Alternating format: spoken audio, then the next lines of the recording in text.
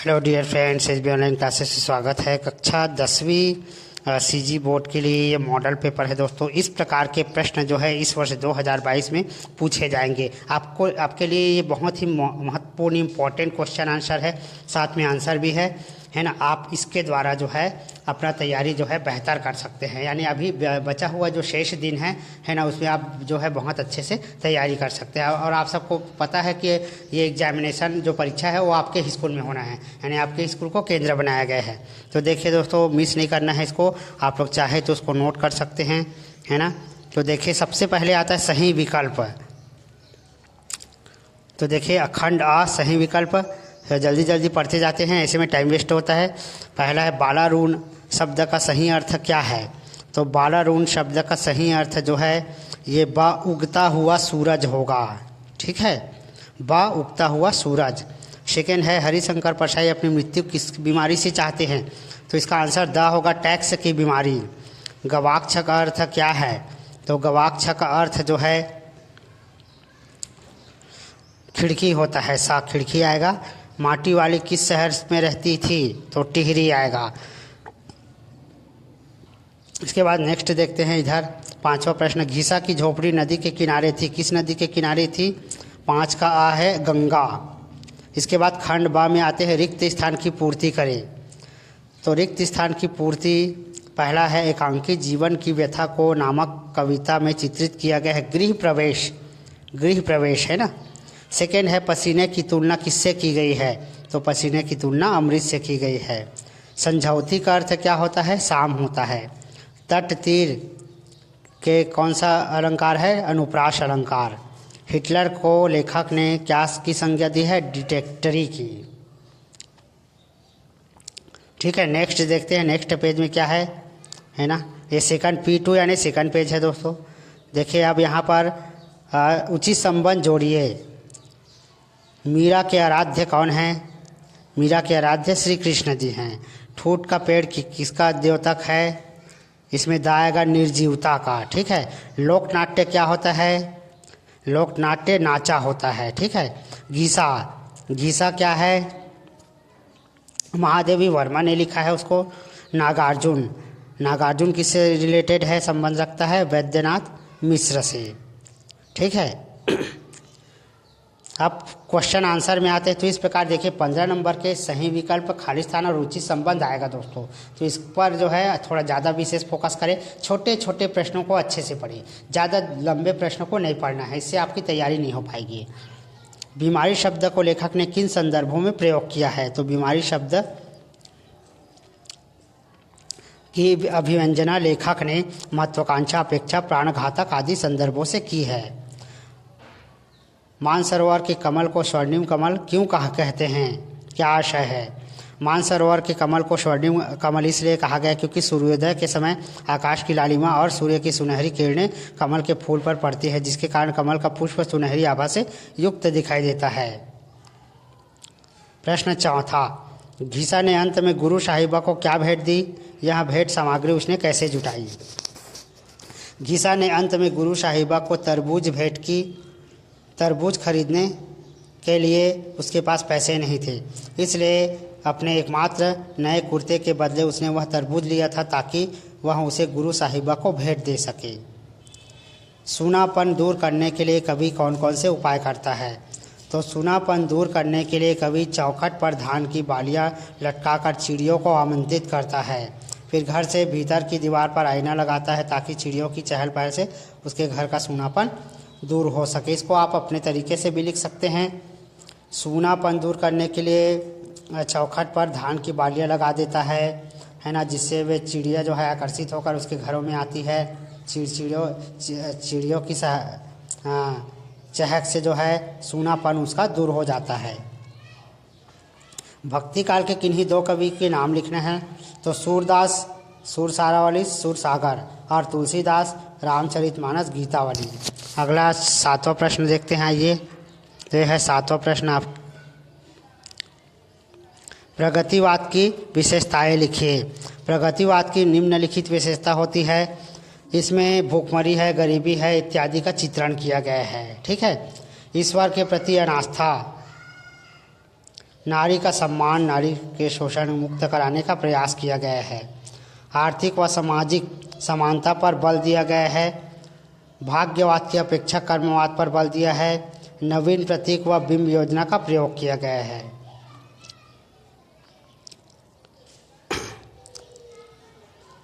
वीर नारायण सिंह को अपने पूर्वजों से कौन कौन से गुण प्राप्त हुए थे? वीर नारायण सिंह को अपने पूर्वजों से जो गुण मिले थे उन्होंने जीवन पर्यंत पालन किया। अन्याय और शोषण का विरोध करना तथा पिता के संघर्षों में उनका साथ अल्पायु से ही देने लगे थे। उनमें अपने पूर्व बिसई ठाकुर जैसी दृढ़ता, फतेह नारायण सिंह जैसा धैर्य एवं साहस तथा पिता राम राय जैसा जन नेतृत्व करने की क्षमता थी। जेब कतरा ने लेखक की मां को पैसे क्यों भेजे थे? लेखक की मां को जेब कतरे ने इसलिए पैसे भेजे क्योंकि उसने वहां खत पढ़ लिया था जिसमें लेखक ने नौकरी छूट जाने के कारण पैसा न भेजने पाने की बात लिखी थी। माटी वाली का कंटर किस प्रकार का था? तो रद्दी कपड़े को मोड़कर बनाए गए गोल डिब्बे के ऊपर लाल चिकनी मिट्टी से चुलबुल भरा कनस्तर टिका रहता है। उसके ऊपर ढक्कन नहीं था। उसे काट कर निकाल दिया गया था क्योंकि ढक्कन के न रहने पर कंटर के अंदर मिट्टी भरने और फिर उसे खाली करने में आसानी होती थी। निम्नलिखित पद्यांश का भावार्थ स्पष्ट कीजिए। इसका आंसर है, देखिए,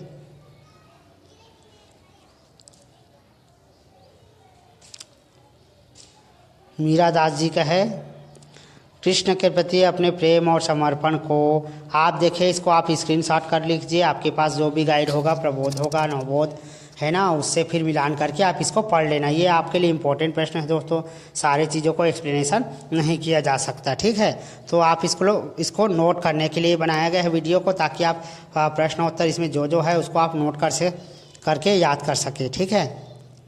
आप स्क्रीनशॉट करके रख लीजिए। इसके बाद बसो मेरे नैनन में नंदलाल, मोहनी मूर्ति सांवरी सूरती नैना बने विशाल, ये वाला है। इसको ढूंढ लीजिए आप लोग पुस्तक में कौन से पाठ से लिया गया है और इसको आपको फिर समझना है। कृष्ण तुम मेरी आंखों में बसे हुए, तुम्हारी उस सांवली मन को मोह लेने वाली बड़ी बड़ी आंखों वाली छवि मेरे मन में बस गई है। अमृतमय रस से भरे हुए तुम्हारे अधरों पर मुरली विराजती है। आप इसको अपने तरीके से भी वर्णन कर सकते हैं दोस्तों, अपने शब्दों में, ठीक है। तो भी नंबर नहीं कटता है, सही तरीके से लिखना आना चाहिए, है ना, ठीक है। इसमें जो है वर्णन किया गया, कृष्ण जी तुम मेरे आँखों में बस चुके हो, तुम्हारे सांवले मन को मोह लेती है और आप आँखों में आपकी छवि बस जाती है। ऐसा जो है अपने तरीके से वर्णन कर सकते। इसके बाद देखते हैं प्रश्न 12वां। नर्मदा का उद्गम अमरकंटक पाठ में वर्णित नैसर्गिक सौंदर्य का अपने शब्दों में व्याख्या करना है, ठीक है। तो मैं कल पर्वत श्रृंखला के बीच अपने अप्राकृतिक सौंदर्य से आच्छादित अमरकंटक के नैसर्गिक सुंदरता से युक्त है। पर्वत श्रृंखला से गिरती जलधारा को देखने से मन प्रसन्न हो जाता है।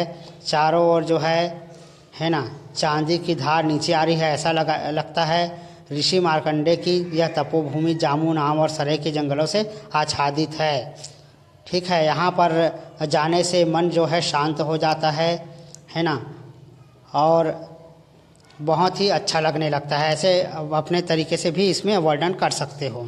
इसके बाद है अमरकंटक ने नर्मदा को जन्म देकर भारत को वरदान दिया, ऐसा क्यों? तो इसको नोट कर लीजिए दोस्तों, है ना। क्वेश्चन को नोट करना है आपको, है ना। फिर मैं आगे बढ़ता हूँ। प्रश्न 13 है, हमारे विचार लचीले और समन्वयवादी क्यों होने चाहिए, स्पष्ट कीजिए, ठीक है। इसको नोट कर लीजिए। इसके बाद है बांस के हरे भरे पेड़ ठूठ किस मानवीय भाव को प्रकट करते हैं, अपने शब्दों में लिखिए। बांस के हरे भरे पेड़ और ठूठ हमारे मनोभाव को प्रकट करते हैं। इसके बाद देखिए नेक्स्ट प्रश्न, कोठी में धान छलक जाए ये जिंदगी फिर चमक जाए, पंक्ति का आशय स्पष्ट कीजिए, ठीक है। तो इसको नोट कर लीजिए क्वेश्चन आंसर को। मुँह घुघुआ आसन फूल है झन, ऐसा क्यों कहा गया है? नोट कर लीजिए दोस्तों। अपनी अपनी बीमारी पाठ में दिया गया शोक समाचार बड़ी प्रसन्नता की बात है, इसमें क्यों शुरू हुआ, अपना तर्क दीजिए। इसके बाद प्रश्न है, गांधी जी विनोबा जैसे की जिंदगी बर्बाद कर गए, इस पंक्ति का आशय स्पष्ट कीजिए। इसके बाद है परीक्षा काल में ध्वनि विस्तारक यंत्र लाउड स्पीकर पर प्रतिबंध लगाने हेतु जिलाधीश को आवेदन पत्र लिखना है। देखिए मैं 2-3 ठो बता देता हूँ। एक तो जिलाधीश वाला है, एक तो शुल्क मुक्ति वाला है, ठीक है। मित्र को बधाई पत्र होता है, ठीक। नगर निगम को साफ सफाई के लिए आवेदन पत्र लिखना होता है। ये 3-4 ठो बहुत इंपॉर्टेंट है दोस्तों, कक्षा 10वीं में है ना, इसको नोट कर लीजिएगा। ये लिखा हुआ है, अब आपके पास तो इसका आंसर होगा। ये देखिए अपने मित्र को पत्र लिखना है, जो बोला था 2017 में आया, और बहुत मोस्ट इम्पॉर्टेंट है क्वेश्चन, इसको नोट कर लीजिए, है ना। फिर मैं आगे बढ़ता हूँ ताकि आपको सब प्रश्न पता चलना चाहिए, बस आपको प्रश्नों को दिखाना है किस टाइप का प्रश्न आना है। इसके बाद देखिए निम्नलिखित पठित गद्यांश को पढ़कर नीचे दिए गए प्रश्नों के उत्तर देना है। 5 नंबर का है ना। तो यहाँ पर आज यदि माता पिता किसी बात से सबसे ज़्यादा परेशान है तो अपने बच्चों की मोबाइल फ़ोन और लैपटॉप के प्रति दीवानगी। वास्तव में नई पीढ़ी बचपन से ही इन इलेक्ट्रॉनिक गैजेट के बीच बड़ी हो रही है, ठीक है। तो इतना पढ़ने से पता चल जाता है कि मॉडर्न जो दुनिया है वो जो है इलेक्ट्रॉनिक युग है, मोबाइल की दुनिया है, लैपटॉप की दुनिया है, यही पर इसी पर है। तो यहाँ पर देखिए वर्तमान माता पिता किस से परेशान है, तो वर्तमान के माता पिता लैपटॉप, मोबाइल, इलेक्ट्रॉनिक सामान से परेशान है। मेंटल हेल्थ फाउंडेशन के संस्थापक का नाम क्या है? जय रंजन राम। इंटरनेट युवाओं पर किस प्रकार प्रतिकूल असर डाल रहा है, ठीक है।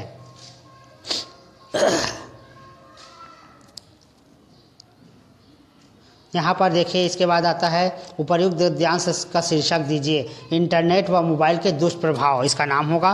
माता पिता का पर्यायवाची शब्द लिखिए। माता, माँ, जननी, महतारी, माई। निम्नलिखित में से किसी एक विषय पर निबंध लिखना है।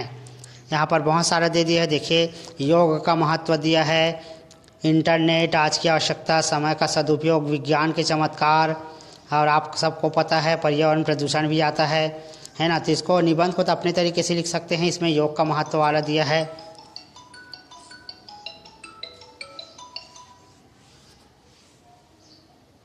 ना। तो देखते हैं इसके और क्या क्या आंसर दिए हैं उसमें।